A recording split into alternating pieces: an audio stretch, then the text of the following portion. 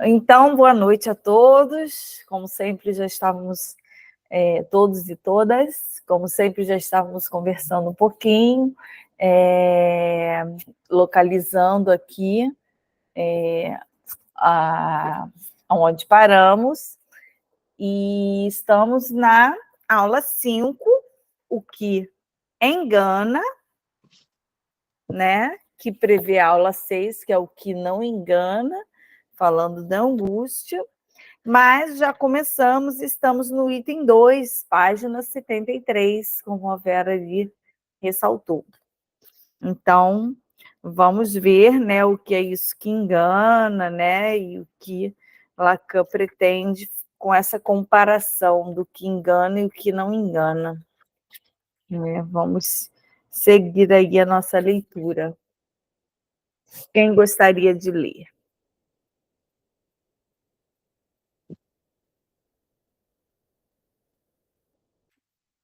Posso começar? Pode. Sim.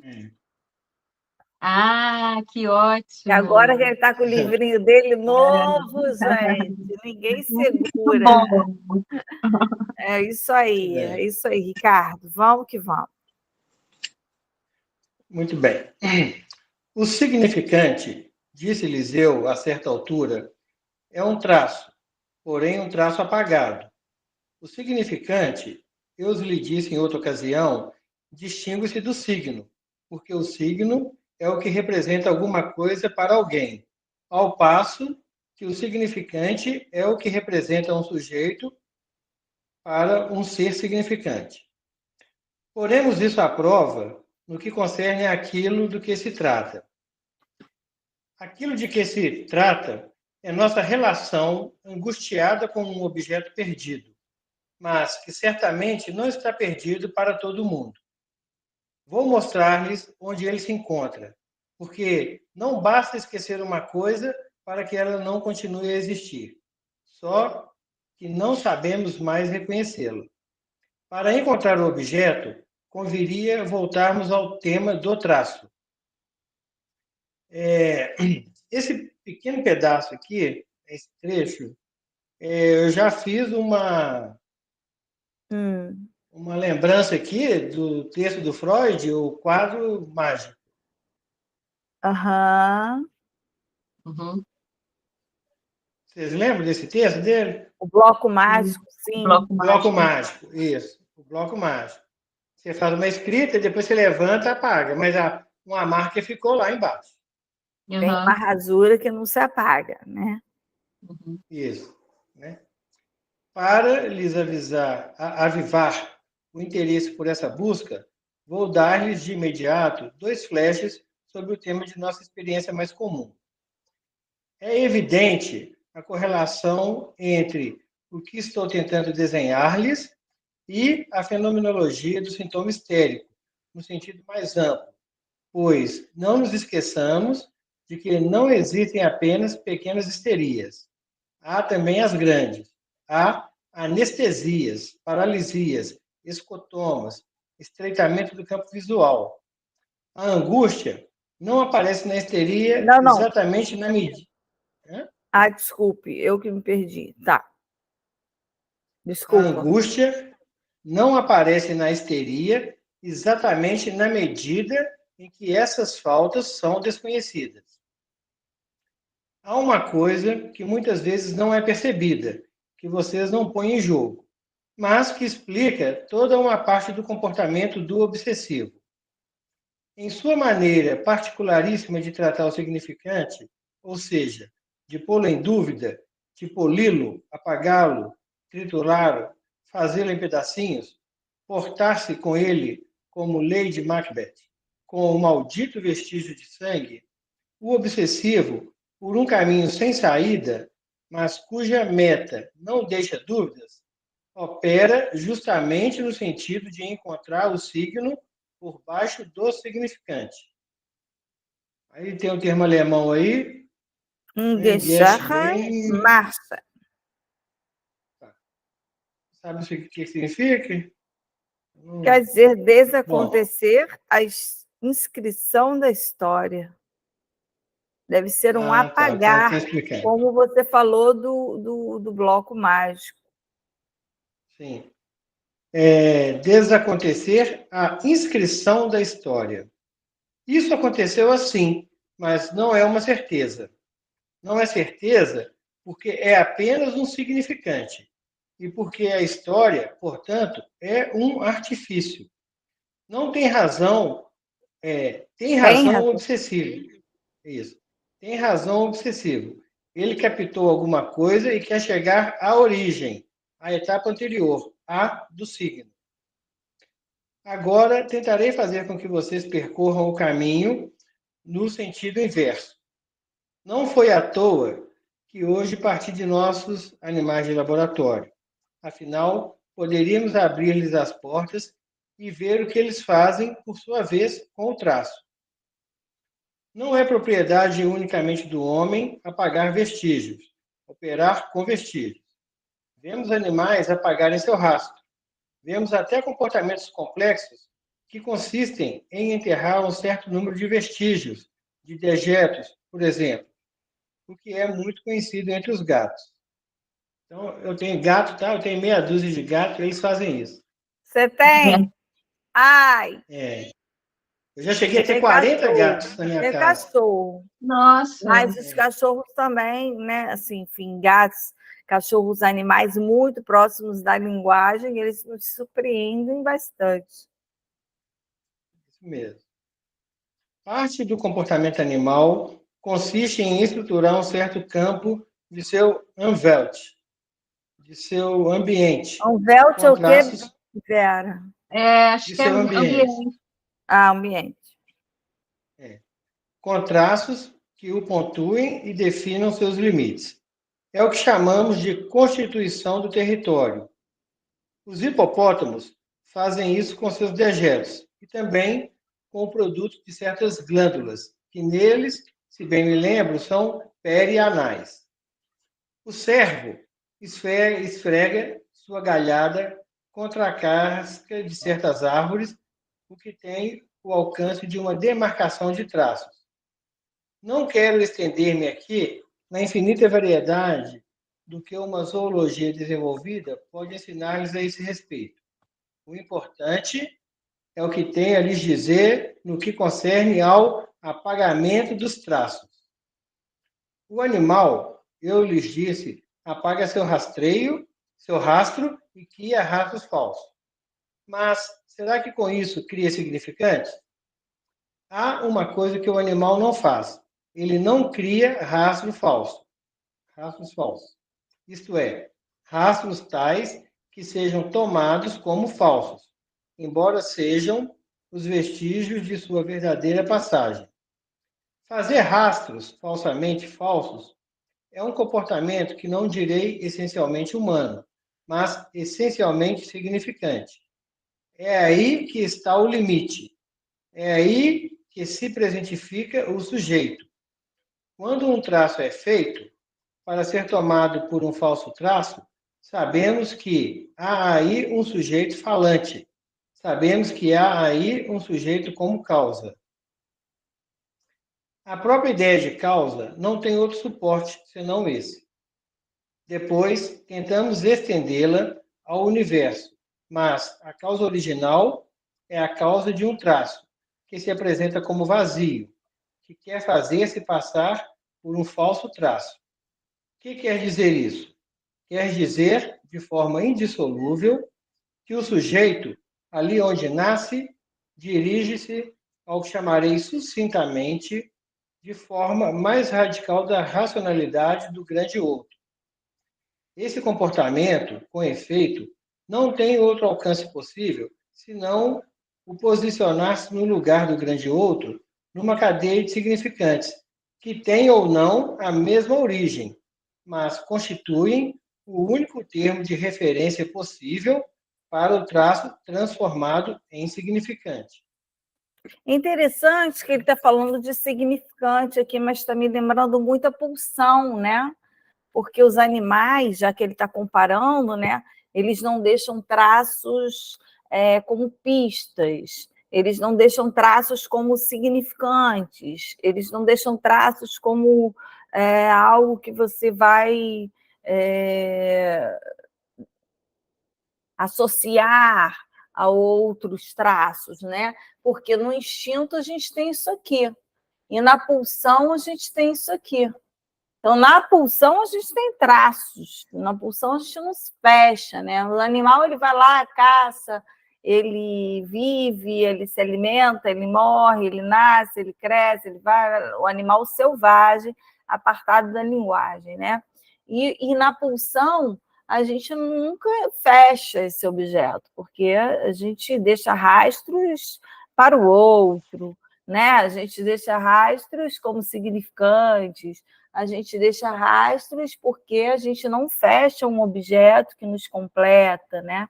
Então, é bem interessante pensar nessa ideia do rastro como significante e também no rastro como pulsão. Uhum. Eu consegui pensar aqui, lá no primeiro parágrafo, né, quando começa lá o animal, lá nas três últimas linhas, esse rastro é um rastro de existência do sujeito, né? Ele coloca assim, ó, é aí que se presentifica o sujeito. A frase dele lá. E onde há sujeito, há rastros de significantes, porque há rastros faltosos, há rastros de pulsão. Onde há o animal, que ele está comparando aqui, são rastros objetivos de funcionamento que se cumpre no início, meio e fim. Isso, se encerra naquilo ali. Se né? encerra. Ele, Se encerra. E aqui vamos ver com o sujeito o que ele vai fazer, porque quando ele afirma também aqui a questão da... Aqui, ó, chamarei sucintamente de forma mais radical da racionalidade do grande outro. Então, isso aqui foi fator fundante para o sujeito, porque esse grande outro, ele fez uma nomeação que o sujeito vai entender como algo ali para ele fazer alguma coisa com aquele significante. Ele foi falado. Né? foi Sempre o significante implica o outro, que é diferente dos animais. Bom, de modo que vocês captarão aí que o que originalmente alimenta a emergência do significante é a meta de que o grande outro real, não saiba. Ele não sabia, enraiza-se no ele não deve saber. Peraí. O ele não sabia, enraiza-se no ele não deve saber. O significante de certo revela o sujeito, mas apagando seu traço. Engraçado que ele volta sempre a isso. Está lá no início do seminário, né? Ele não sabia, mas ele não devia saber, né? E ele remete a Hamlet, enfim. Essa frase ele sempre retorna. Agora, esse esquema aí, vamos lá. Azinho, azão, sujeito barrado. Esquema do traço apagado. Será que é isso que engana? Vamos ver o que ele explica embaixo. No início, portanto, existe um A, o objeto da caça, e um grande A, o objeto intervalo, que a gente busca, né? No intervalo entre os quais aparece o S. Aqui o S está sem barra, não é isso? Aparece o sujeito S. Eu acho que é esse esquema aqui, ó. Vai lá. Porque no texto aqui o S está sem barra, na minha Não, impressão. eles começam sem barra. Eles começam sem barra, como se fosse a psicose. E a barra, ela vem mostrando que o sujeito é incompleto, que ele deseja. Mas vamos lá. No início, portanto, existe um A, o objeto buscado, porque ele é o perdido, está aqui. Resto, causa de desejo. Ele é o objeto perdido, então ele é o objeto da caça. E tem um A, um grande A, no intervalo entre os quais aparece o sujeito também não barrado, né? Aqui eles não têm a barra ainda, é que eu já coloquei, mas não tem a barra ainda. Com o nascimento do significante da linguagem, né? Mas como barrado, como não sabido, né? Todo posicionamento posterior do sujeito repousa na necessidade de uma reconquista desse não sabido original, dessa busca pelo objeto A, perdido. Uhum. Deu para entender, gente? Uhum. Senão eu apago aqui e faço de novo. É aqui, ó, o esquema original da psicose é o S e o A. Quando há a barra, né, e que se percebe que o sujeito é incompleto, desejante e tudo, opa, com o nascimento do significante, da linguagem, com o nascimento do significante mais como barrado, como não sabido, todo o posicionamento posterior do sujeito repousa na necessidade de uma reconquista desse não sabido original, que é, assim, o recalque, as nossas escolhas, os sintomas, o retorno do recalcado, a busca, né, pelo esse objeto perdido. Mas vamos lá, desculpa, Ricardo, estou empolgada. Ah, pois é, eu também, mas eu adoro quando você fala. Ah, Você está trazendo uma interpretação interessante.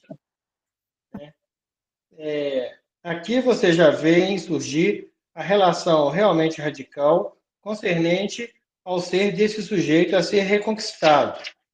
A relação que existe entre o pequeno a e a primeira aparição do sujeito como não sabido, o que significa inconsciente, unbewusst. Essa palavra se justifica pela tradição filosófica, que confundiu o bewusst da consciência com o saber absoluto. Isso não nos pode bastar, porquanto sabemos que esse saber e a consciência não se confundem. Freud deixa em aberto a questão de determinar de onde pode provir a existência do campo definido como sendo o da consciência.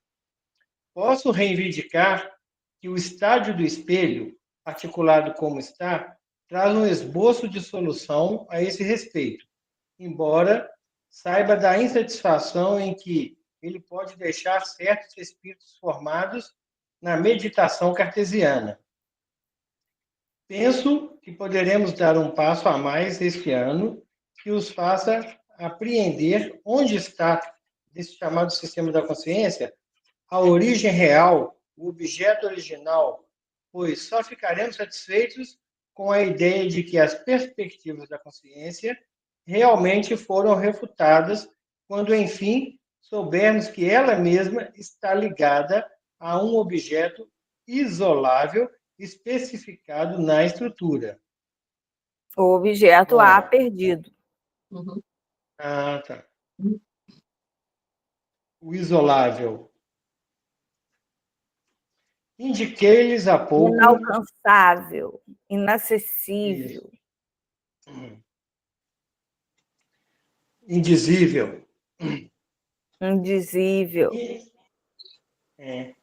Indiquei-lhes há pouco a posição da neurose nessa dialética. Se captaram o cerne daquilo de que se trata no tocante à emergência do significante, logo poderão perceber a que esparrela nos expomos com respeito ao que acontece na neurose.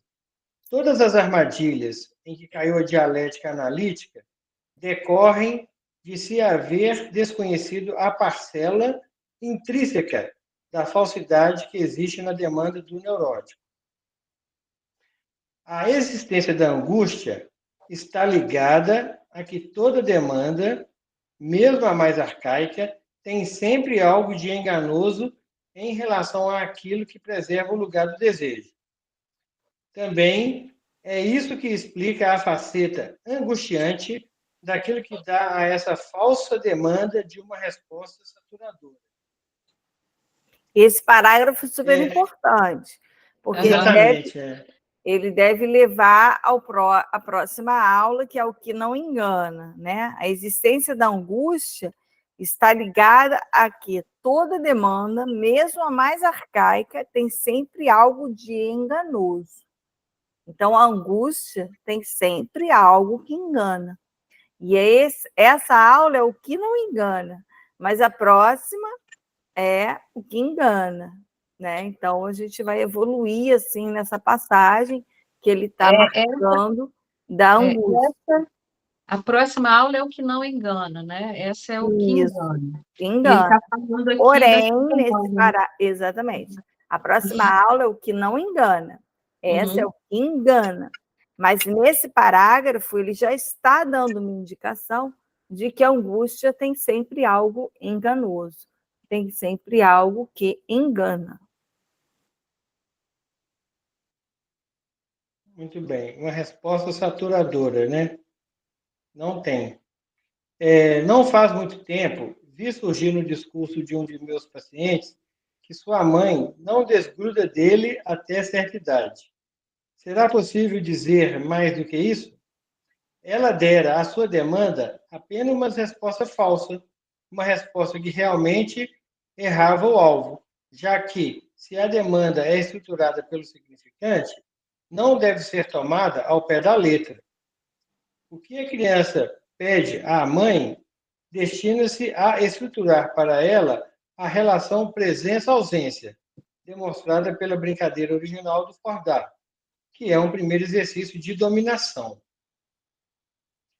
Há sempre um certo vazio a preservar, que nada tem a ver com o conteúdo, nem positivo nem negativo da demanda. É de sua saturação total que surge a perturbação em que se manifesta a angústia. Olha que interessante. Então, ele está dizendo que a angústia é algo que engana. Depois vai dizer que não engana, mas ela tem essa dupla vertente, né? Nessa brincadeira do Fordar, nessa brincadeira nessa demanda. Não faz muito tempo vi surgir o discurso dos meus pacientes que sua mãe não desgrudara dele até certa idade. Será possível dizer mais do que isso? Ela dera à sua demanda apenas uma resposta falsa, uma resposta que realmente errava o alvo, já que se a demanda é estruturada pelo significante, não deve ser tomada ao pé da letra. Então, assim, uma angústia que engana aí. Um exemplo de uma angústia que engana, né? Que é essa aula. E depois ele vai dizer, né? Vai trazer, a gente vai estudar o que a gente sempre ouviu falar em Lacan e em Freud, né? Que a angústia não engana, né?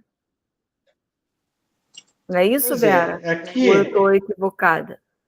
Não, eu não sei. Eu entendi aqui nesse parágrafo, quando ele fala a existência da angústia está ligada a que toda demanda, mesmo a mais arcaica, tem sempre algo de enganoso. Para mim é a demanda, não a angústia. Eu acho que a angústia não engana.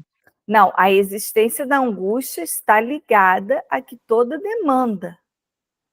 A angústia está ligada à demanda, mesmo a mais arcaica, tem sempre algo de enganoso. Então, assim, ele está ligando a angústia a essa demanda que é enganosa.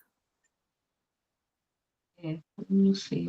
Aqui, então, quando ele compara com o caso, que é o seguinte, o paciente fala que a mãe não separa dele, mas ele também não separa da mãe. Uhum. Né? Sim. Então, talvez isso seja um fato para o sujeito perceber que não é a mãe que não separa dele, é ele também que não separa dela. Por isso a angústia dele. Se a mãe não separa dele, aí é a falta que falta. Aí vem a angústia, né? Porque às vezes até o pensamento dele, se ele romper com isso, né, o que ele vai fazer? Se ele não criou nada, vai vir a angústia. Mas é aí que está a construção que ele vai poder fazer na vida dele. E no final ele aprender vai a viver sem ela. No final, ele vai dizer: é sempre um certo vazio preservar, que nada tem a ver com o conteúdo, nem positivo nem negativo da demanda. É de sua saturação total que surge a perturbação que se manifesta a angústia. Independente da demanda, a angústia vai estar presente nesse atender ou não atender a demanda, enfim, ao enganar ou não enganar, né? Isso é bem interessante, porque a gente não rotula a angústia como aquela que engana, aquela que não engana. É claro que ela está na ordem do real, é aquela que não engana, mas em alguns momentos relacionados à demanda, a angústia vai ser aquela que engana, né? Achei isso assim fantástico nessa passagem. Naquele texto, Márcia, naquele texto... Ainda não li! Ele fala lá um pouquinho. Então vou deixar, porque fala da angústia de castração e angústia de abandono, tá? Vou ler. Então, aqui eu já identifiquei eu a questão da dando angústia de muita aula, abandono. preparando muita aula, mas eu tô com ele na minha lista. Eu vou ler. Eu já li ele assim, umas 10 vezes para poder entender isso aqui. Então, aí agora eu estou fazendo essas ligações Ele botou aqui no grupo, com o trabalho. gente. Lê lá, porque é o percurso da angústia no seminário 10. Sim. Então, pesquisadores interessantes, professores, pesquisadores federais, acho que vale a pena. Bom, o próximo parágrafo. Nossa álgebra traz-nos aqui um instrumento que é a conta certa para vermos as consequências disso. A demanda surge indevidamente no lugar do que é escamoteado. O objeto. Aqui não há objeto. Alguém quer continuar a ler? Ou seja, olha aí ele reafirmando que a demanda surge indevidamente no lugar do objeto A, que é da angústia. Então, quando a demanda surge no lugar da angústia, ela é aquilo que engana, né? Bem interessante, porque a gente está muito acostumado a pensar na angústia como aquilo que não engana, a angústia do lado do real, mas ela, quando vem escamoteada, permeada pela demanda, ela pode estar ali num lugar enganoso, né? Bem interessante. Item 3, quem gostaria de ler? Quer ler, Aida? Posso ler? Leia, Aida. Vou ler. O que é uma álgebra, senão algo de muito simples, que se destina a fazer passar para o manejo, para o estado mecânico, sem que vocês tenham que compreendê-la? Uma coisa muito complicada? É muito melhor que seja assim. Sempre me disseram na matemática. Basta que a álgebra seja corretamente construída. Ensinei-lhes a escrever a pulsão como sujeito barrado, função de demanda, como é que é? Isso? Demanda. Aqui ele fala corte, né? Espera aí que eu vou tirar foto. Tirei fotos. Espera aí, deixa eu voltar. Que é uma álgebra, senão algo muito simples, se destina a fazer passar para o manejo, para o estado mecânico, sem que vocês tenham que compreendê-la como uma coisa muito complicada. É muito melhor que seja assim. Sempre me disseram na matemática. Basta que a álgebra seja corretamente construída. Vamos passar para ver onde ele quer chegar.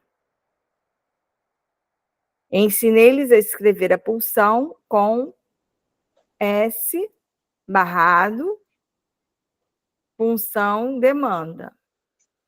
O que se deve ler S barrado, corte de D maiúsculo a demanda. Voltaremos a esse corte. Quer continuar? Eu só quis voltar um pouquinho. De qualquer modo, vocês começaram há pouco a ter uma certa ideia de que o que se trata de cortar é o impulso do caçador, Mas a maneira como lhes ensinei a escrever a pulsão já lhes explica por que foi nos neuróticos que as pulsões foram descritas. Foi justamente na medida em que a fantasia, sujeito S barrado, né, pulsão de A, isso? Uhum. Apresenta-se no neurótico de maneira privilegiada, como S barrado, pulsão de demanda. Pulsão demanda? Então, S barrado, pulsão de A é a fórmula da fantasia. S barrado, pulsão demanda é como ele resolve escrever a pulsão. Para mim é novidade. É o sujeito se protegendo da demanda. A pulsão é o sujeito barrado se protegendo, porque esse com e sem, esse símbolo da punção, é uma proteção. Ele está se protegendo da demanda. A fantasia é o sujeito barrado se protegendo do objeto. Uhum. Em outras palavras, foi um engodo da estrutura fantasística do neurótico que permitiu dar esse primeiro passo, que se chama pulsão. Freud a designou sempre perfeitamente, sem nenhuma espécie de oscilação, de triebe. Essa palavra tem uma história no pensamento filosófico alemão, sendo absolutamente impossível confundi-la com o termo instinto. Graças a isso, ainda recentemente, mesmo na Standard Edition, e se não me falha a memória, no texto de inibição, sintoma e angústia, encontrei traduzido por instinto, necessidade de instinto, né? Algo que se diz, alguma coisa no texto alemão. A simples substituição de Não vou falar essa palavra. por need, se quisermos, seria uma boa tradução do alemão para o inglês. Por que acrescentar esse instinctual que absolutamente não está no texto e que é o bastante para falsear todo o sentido da frase? Uma pulsão nada tem a ver com... Exatamente. Essa é aquela velha discussão da pulsão e do instinto. Freud escreveu instinct e trieb. E os ingleses traduziram por instinct e instinct. Como que você vai ler um texto com dois termos falando a mesma coisa, sendo que Freud estava falando de coisas diferentes? Um instinto aqui que se completa do animal, né? E a trieb, pulsão, que não tem uma tradução para o português, que foi um consenso entre a comunidade psicanalítica ser considerada o nome pulsão. E aí ele está fazendo essa observação aqui, tá? Dos termos, das tentativas e tal, para não ficarmos com instinto, que isso é absurdo. Uhum. Não tenho objeções a fazer a definição de algo que se possa chamar de instinto, nem tampouco ao uso do costumeiro da palavra, como, por exemplo, ao se chamar de instintos as necessidades que os seres vivos têm de se alimentar. Mas a pulsão oral é outra coisa. Ela concerne a erogenidade da boca, o que nos leva imediatamente a um problema. Por que se trata apenas da boca? Por que não também da secreção gástrica, já que há pouco falamos dos cães de Pavlov? E ainda, se examinarmos de perto, por que se trata mais especialmente dos lábios somente até certa idade? E por que, passado esse tempo, acrescenta-se a isso que Homero chama de recinto dos dentes? Na boca. Uhum. Que é também, né? Recinto dos dentes, que precisam ser muito bem tratados. Uhum. De fato, desde a primeira abordagem analítica do instinto, encontramos essa linha de fratura, que é essencial à dialética instaurada pela referência ao outro especular. Eu pensava ter lhes trazido, mas não encontrei em meus papéis a frase de Hegel da fenomenologia do espírito, que lhes fornecerei da próxima vez, na qual se diz formalmente que a linguagem é trabalho e que é por ela que o sujeito faz seu interior passar para o exterior. A frase é tal que fica bem claro que se trata de um side-out, como se diz em inglês. Trata-se realmente da metáfora da luva virada pelo avesso. E da nossa banda de Moebius, capa do Seminário da Angústia, que é o dentro e o fora. Na terceira dimensão, não é o desenho do infinito, nem o desenho do 8, não. Há um corte, uma costura, com uma torção, já fiz com os alunos, mas já perdi todas, estava tudo colado aqui. É um corte, uma costura, com uma torção, aonde as formigas, se você observar bem, assim fica melhor. Elas estão fora, de repente dentro, fora, dentro, fora, dentro. Isso é uma nova concepção do inconsciente para Lacan, aonde estamos dentro e fora, estamos aqui, estamos rindo, estamos, né? O inconsciente não é um receptáculo de coisas recalcadas, abandonadas, que a gente precisa abrir um baú e descobrir, né? Essa é uma nova abordagem do inconsciente na contemporaneidade. E já estava em Freud, quando Freud escreve Psicopatologia da Vida Cotidiana, que ele fala dos lapsos, ele fala de Signorelli, ele fala de homofonias, ele fala de o inconsciente aqui e agora, né? Embora ele tenha feito um esquema de inconsciente aonde ele separa consciente de inconsciente, ele tenta fazer isso porque ele tenta tornar a psicologia uma ciência, né? Então ele tenta fazer isso tudo, mas ao mesmo tempo ele faz psicopatologia da vida cotidiana, que é totalmente o que Lacan faz com a homofonia.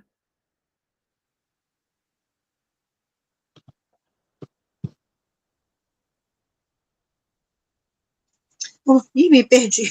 Estava aqui também, olhando gente, você falando. Não, desculpa, estou empolgada. Nada. Assim, tá. Mas se acrescentei a essa referência... 79, né? Isso, 78. 78. Mas se acrescentei a essa referência a ideia de uma perda, foi na medida em que alguma coisa aí não sofre essa inversão, na medida em que em cada etapa sobra um resíduo, que não é passível de inversão, nem tampouco de significação no registro articulado. Não nos causará surpresa que essas formas do objeto nos apareçam sob a forma que é chamada de parcial.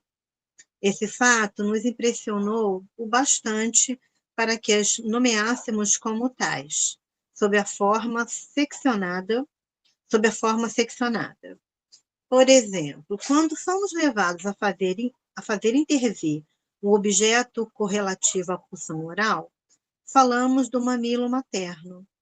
Afinal, não convém omitir sua primeira fenomenologia, que é a do Dam, ou seja, de algo que se apresenta como um caráter artificial.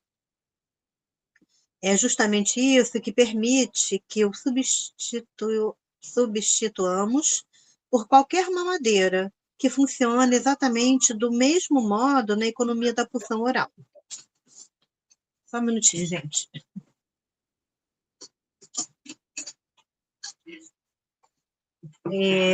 As referências biológicas, as referências à necessidade são essenciais, é claro.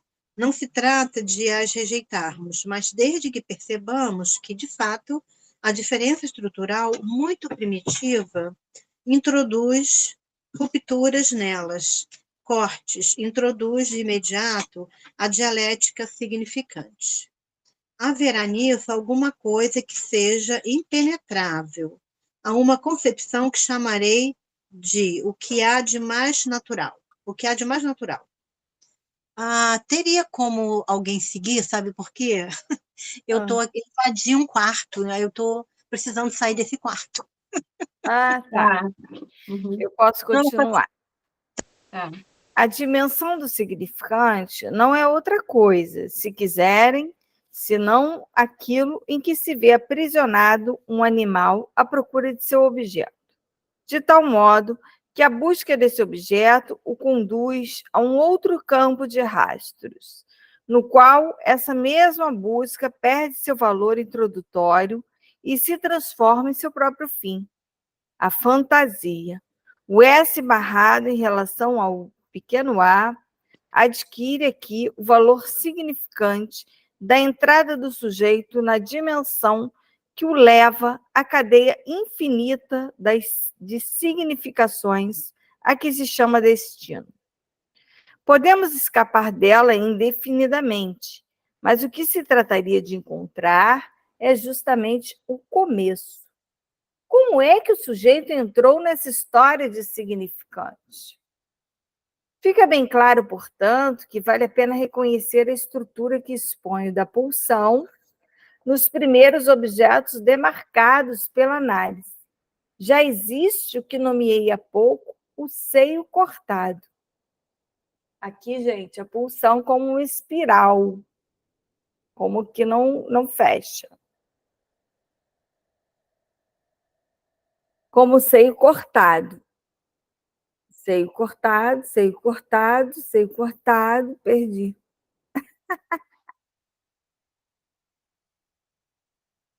Tá Achei. no início da Mais página. tarde, quando a demanda é feita à mãe, se inverte numa demanda da mãe. Há um objeto chamado símbolo. Não entendemos qual seria o privilégio desse objeto, a não ser pelo fato de que também ele está relacionado com uma zona chamada erógena. É preciso ver que também nesse caso, a zona em questão é separada por um limite de todo o sistema funcional que ele atinge, e que é muito mais vasto. Entre as funções excretoras, porque o ânus, se não por sua função determinada de esfíncter, que contribui... Não, desculpe, é uma pergunta. É preciso ver que também, nesse caso, a zona em questão é separada por um limite de todo o sistema funcional que ela atinge, e que é muito mais vasto. Entre as funções excretoras, por que o ânus, se não por sua função determinada de esfíncter, que contribui para cortar um objeto? É esse corte que dá valor, dá ênfase ao objeto anal.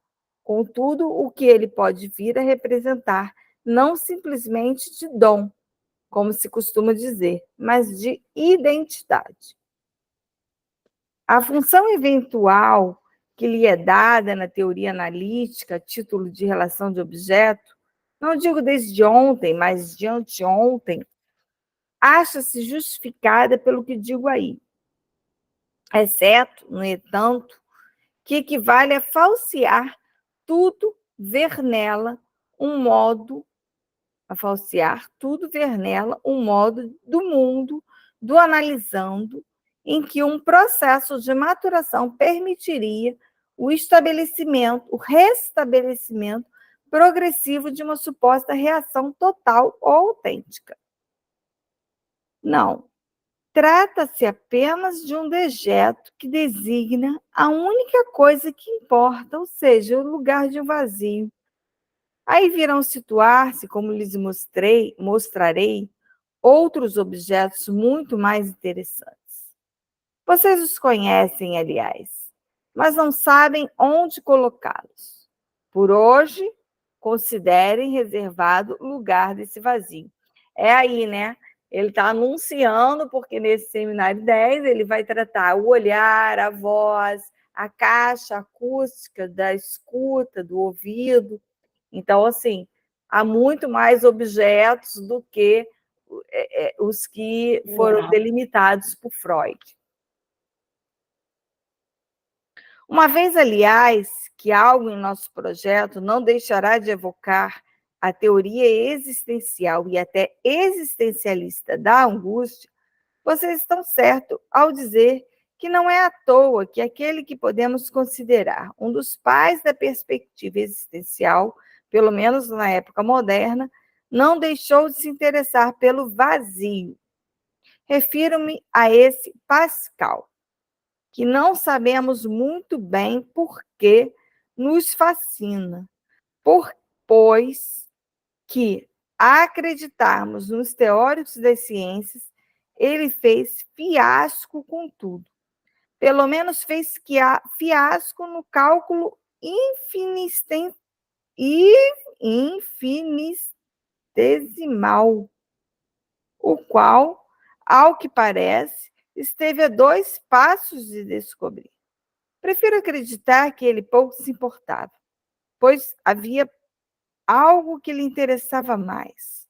E é por essa razão que ele ainda nos toca, mesmo aqueles dentre nós que são absolutamente descrentes.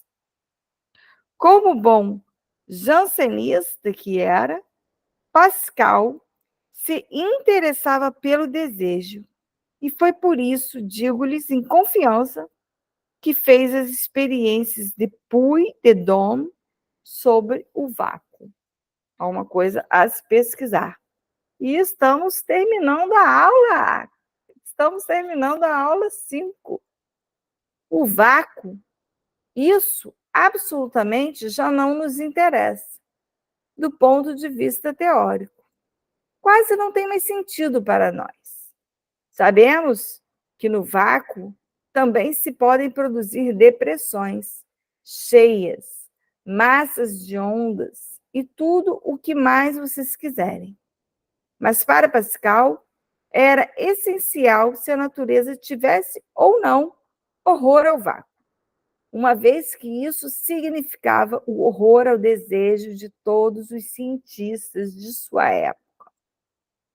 Até então, se não a natureza, pelo menos todo o pensamento tivera horror a que pudesse existir vácuo em algum lugar. É isso que se propõe a nossa atenção.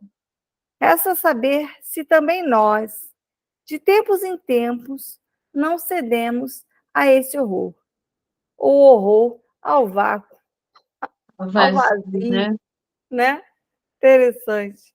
Essa aula foi de 12 de dezembro de 1962, seminário 10, aula 5. Estamos partindo para a aula 6, que a aula 5 era o que engana, aula 6, o que não engana. E aí nós temos algumas pontuações para a próxima aula. Uma característica preciosa diferença.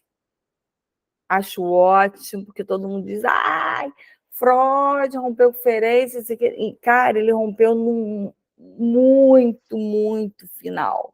Muitas coisas foram feitas, abriram clínicas públicas, Ferenczi tem muitas contribuições sobre a transferência. Então, assim, Freud rompeu com muita gente. E às vezes ele precisava separar o que é psicanálise do que não é psicanálise. Mas a gente não pode achar que ele rompeu com todo mundo na mesma época, no começo. O Ferenczi foi com Freud até muito longe. Tá? Mas vamos lá. O que não engana, aula 6, que é para a aula que vem. Uma característica preciosa de Ferenczi. Estou animada para saber. A angústia é enquadrada. A angústia não é desprovida de objeto. ela não é sem objeto. Da angústia à ação, das demandas do Deus dos judeus. Quem não sei, né, o que ele vai desenvolver nesses tópicos, que seriam na aula 6. Então, concluímos hoje a aula 5 com louvor. Sim. Achei pontos bem interessantes, me empolguei bastante. Peço desculpas aos meus companheiros. E retomamos dia 5 de junho. É isso? 5 de junho. 5 de junho é a primeira? É daqui a 15. Não, é porque tem 5 semanas, Vera. Mas esse grupo não é quinzenal? Não, são 5 semanas. É sempre a segunda e a quarta do mês. Tá, então é dia 12. Dia 12. Senão a gente vai fazer 2 seguidas, dia 5 que vem. E aí fica confuso, quem vem, quem não vem, né? Então é sempre fixo, segundas e quartas, até porque a gente faz outra leitura nas primeiras e terceiras, então pode dar ruim, né? Então a quinta semana é uma folga. Isso, tá bom. Então a gente se vê na segunda semana de junho. Combinado. Tá bom. Ok. Combinado. Muito obrigada. Beijos a todos. Beijos, boas semanas. Boas semanas. Também. Tá. Tchau. Ótimo.